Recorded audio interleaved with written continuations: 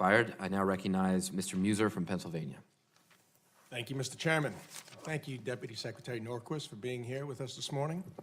I'd like to begin by thanking the President and the Defense Department for their budget proposal. I represent a district that includes Fort Indian Town Gap, which serves as the headquarters of the Pennsylvania National Guard and the training facility for the 28th Infantry Division.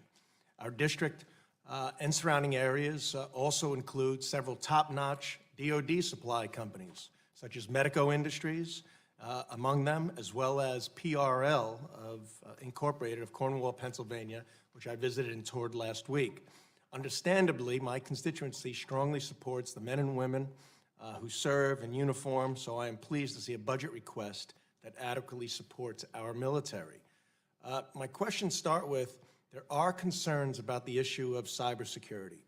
What does your budget request include to strengthen the United States Cyber Command?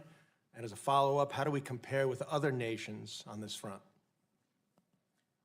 So I think, to start with, there is a 10% increase in our budget for cyber writ large. We put a lot of support in for Cyber Command. We've set up training areas. So one of the things you have to imagine is, for the infantry, you have a marksmanship range. But if you're trying to train people to do cyber, what's the type of training environment they need to be able to practice and develop their skills on both offense and defense? And so making sure we're protecting and supporting both of those assets. This is a critical area. I think you asked about where other countries are. In many of them, they see this as a way around a direct conflict, ways to be able to go fight in what they call the gray zone and engage in conflict with the U.S. short of a military shooting. But the destruction and the devastation that can be caused by cyber is quite real. So this is a very high priority for us. I am aware and understand, as a matter of fact, that the Defense Department suffered during the Obama administration, particularly in the area of cybersecurity, due to the lack of proper funding.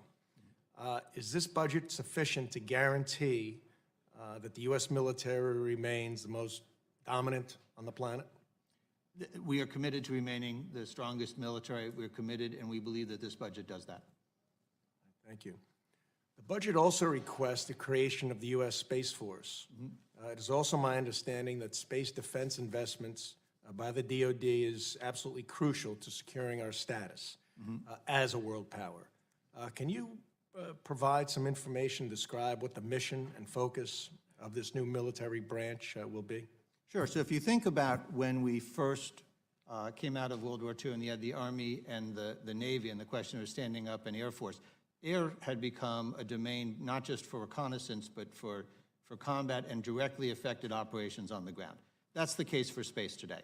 It has moved from being where there's occasional satellites and looking to being a potential warfighting demand. So the need to have a space comm who thinks of it in that terms, to have a space force that's focused on what is the training and doctrine we need to be able to operate in this domain, not as simply an adjunct to what we do on the ground, but as an essential part of our nation's security. And when you think about how much of our economy is dependent on space for its communications, its business, its banking, its activities, it's really not just the military function we're worried about, it's a total effect on the United States. So being able to expand and protect that and organizing around it so that we think about it and fight about it the correct way and defend it properly. Okay, do you believe that the funding in this budget will achieve the mission at hand? It does. It puts us on a path. Some of these, like cyber, there's a multi-year investment over our program, and that just reflects the fact that you can't do these things overnight, but I think it puts us on the right path to do exactly what you're discussing. All right, well, thank you. Mr. Chairman, I yield back my time. Thank